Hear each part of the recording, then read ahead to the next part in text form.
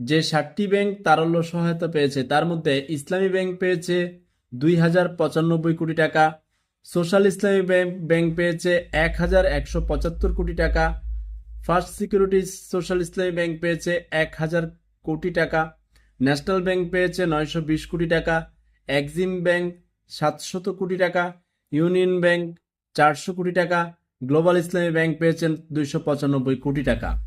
এখন এই ব্যাংকগুলোকে তারল্য সহায়তা কে দিয়েছে? বাংলাদেশ ব্যাংকের গ্যারান্টি দিয়ে।